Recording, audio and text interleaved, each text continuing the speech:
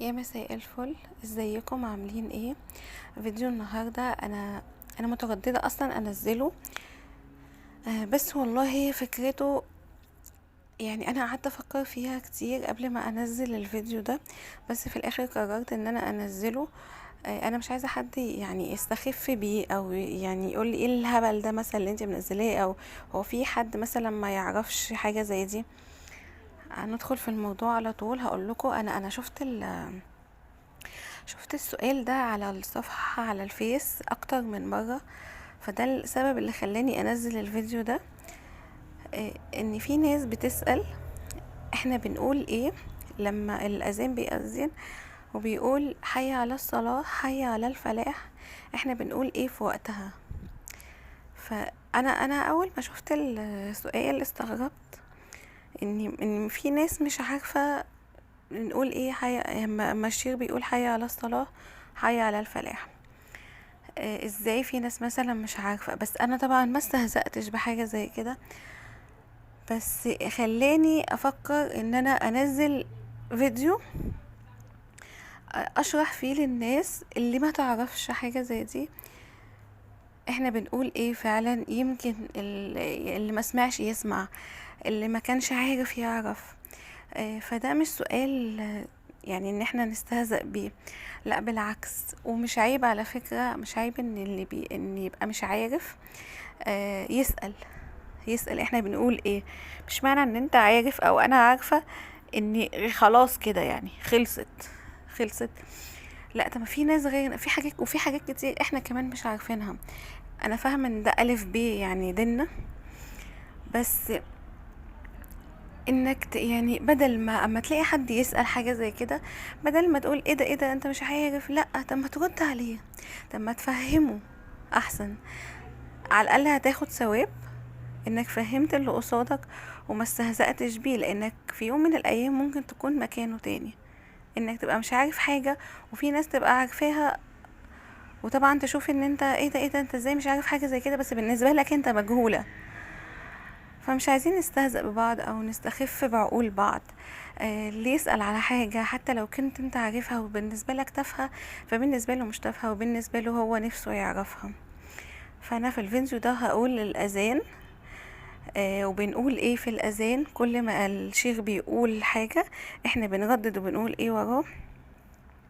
ويا رب يكون يعني ثواب لي ثواب وخير لي، خير لينا وخير لكل ما يعرفش.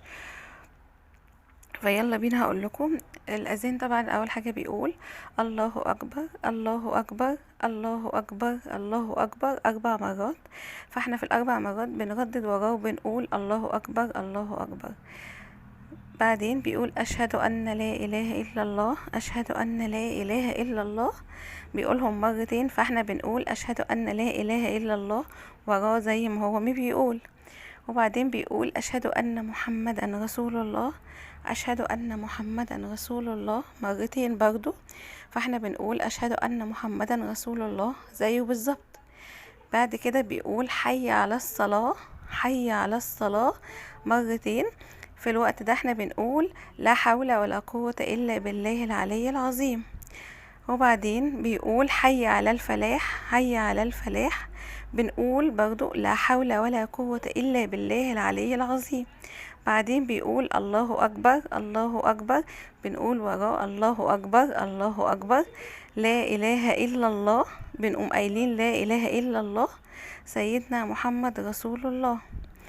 بعد ما بينتهي الأذان كده، الأذان انتهى، بنقول الدعاء ده مهم جدا. اللهم رب هذه الدعوة التامة والصلاة القائمة آتي سيدنا محمد الوسيلة والفضيلة والدرجة العالية الرفيعة وابعثه الله المقام المحمود الذي وعدته إنك لا تخلف الميعاد. رضيت بالله ربا وبالإسلام دينا وبسيدنا محمد صلى الله عليه وسلم نبيا ورسولا. وبس كده. تقدروا طبعا اللي ما يعرفش ان بعد الاذان، ما بين الاذان والاقامه، ان احنا نقدر ندعي باي حاجه، بيكون باب السماء مفتوح وربنا بيستجيب مننا ان شاء الله. وبس كده. دي الحاجات اللي احنا بنقولها في وقت الاذان والدعاء اللي بنقوله بعد الاذان. ويا رب يكون الفيديو ده يعني افاد ناس كتير، وعايزاكم تشيروا الفيديو ده للكل، علشان اللي ما يعرفش. يا جماعة احنا بنقول ايه؟ لما الاذان بيأذن يعرف ويجعله يعني في ميزان حسناتكم، ان احنا كلنا على الاقل نحاول نعرف بعض، حتى لو هي حاجة بسيطة ليك فغيرك ما يعرفهاش، حاجة تافهة بالنسبة لك انت عارفها لا غيرك لسه ما يعرفهاش، ما يعرفش ان هي اصلا ان احنا بنقول كده. فنحاول نفيد بعض من غير ما نتريق على بعض، من غير ما نهزق بعض. خلي في ما بيننا احترام، ويكفي انك تكون عرفت غيرك حتى لو هي معلومة بسيطة جدا، عرفت غيرك الصح يقول ايه ويعمل ايه في دينه. وبس كده، اتمنى يكون الفيديو عجبكم، وتعملوا شير كتير للفيديو ده عشان يوصل لكل الناس اللي ما يعرفش حاجة زي دي، واللي يعرف يفيد غيره ويبعته لغيره برضه. ويا رب دايما نكون خير لبعض.